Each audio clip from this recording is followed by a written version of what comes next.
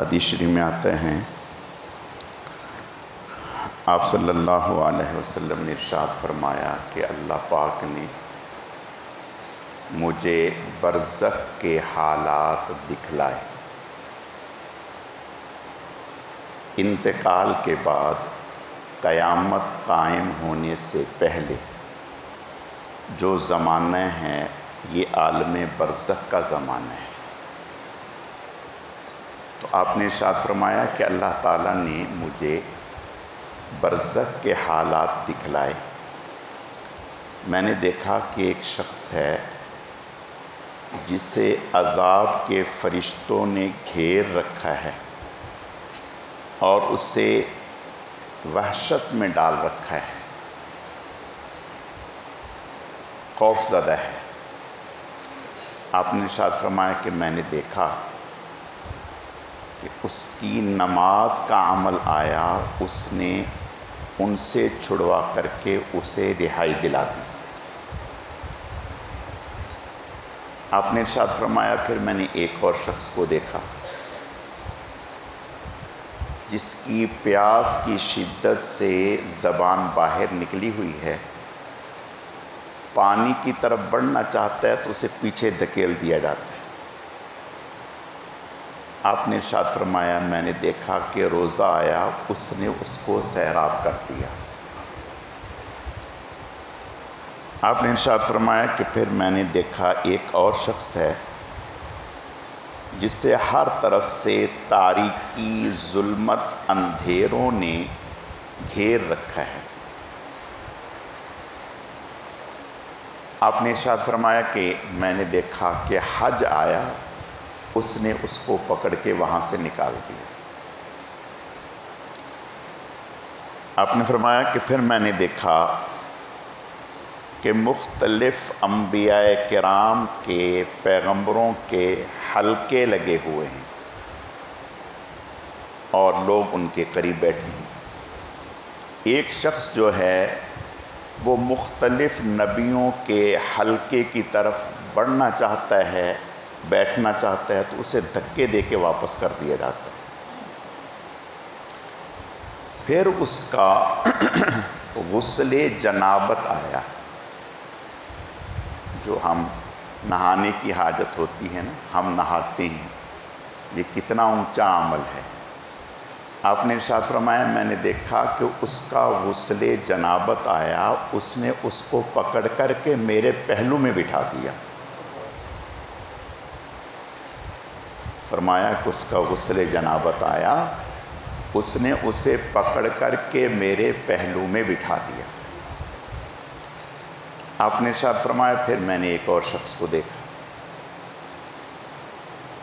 جس کو آگ کی لپٹیں، آگ کے شعلے اس کی طرف بڑھ رہے ہیں اور اس کو، اس کے منہ کو، اس کے جسم کو جھلسنا چاہتے ہیں اور وہ اپنے ہاتھوں سے ان کو پیچھے کرنا چاہتا ہے لیکن کر نہیں پا رہا۔ آپ نے ارشاد فرمایا اس نے جو اللہ کے راستے میں صدقہ اور خیرات اور زکوٰۃ دی، اللہ اس کی برکت سے اس عمل نے آ کر کے اسے اس سے نجات دلا دی۔ آپ نے ارشاد فرمایا کہ پھر میں نے ایک اور شخص کو دیکھا۔ اس شخص کو میں نے دیکھا کہ اس کے گھٹنوں سے نیچے والے پاؤں جو ہیں وہ سمجھیں ختم ہیں، اور یہ گھٹنوں کے بل ہی ہے اور گھٹنوں کے بل چلنا چاہتا ہے لیکن چل نہیں پا رہا۔ ظاہر ہے گھٹنوں کے بل کیسے چلے گا؟ تو آپ نے ارشاد فرمایا کہ پھر یہ دیکھا کہ اس کے اور اللہ کے درمیان حجاب ہے، پردہ ہے۔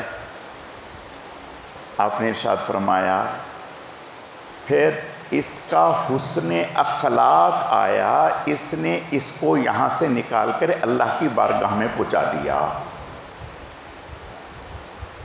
تو آپ صلی اللہ علیہ وسلم پر قربان جائیں، اللہ نے ہماری رہنمائی کے لیے آپ کو آپ کی حیات مبارکہ میں کچھ چیزیں دکھلا دیں اور آپ نے ہمیں بتلا دیں کہ ان چیزوں کو اگر آپ اختیار کرو گے تو اس طرح کے مراحل سے جب گزر ہوگا تو اللہ تعالیٰ ان تمام مراحل سے آپ کو سرخ روئی اور کامیابی نصیب فرما دیں گے۔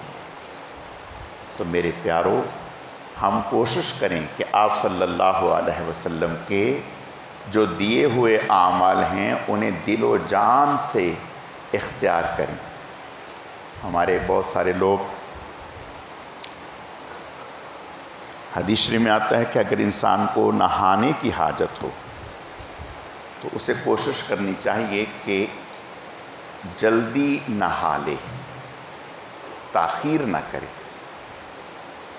الا یہ کہ اگر کبھی رات کو ہو گئی، اب اس نے صبح تہجد کے وقت میں تو اتنی گنجائش ہے، لیکن رات کو نہانے کی حاجت ہے، پورا دن اسی طرح گزار دینا یہ بہت بڑی نحوست ہے اور گناہ بھی ہے۔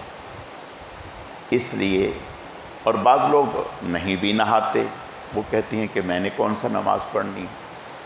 آپ دیکھیں کہ حضور علیہ السلام نے بتلا دیا کہ یہ عمل کتنا قیمتی ہے اور کتنا اونچا ہے کہ جس عمل کی برکت سے اللہ نے میرے پہلو میں بٹھا دیا۔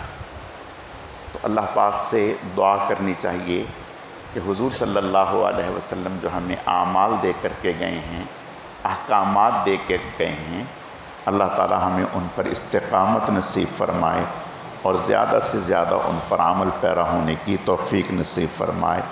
غیاث صاحب ICU میں ہیں۔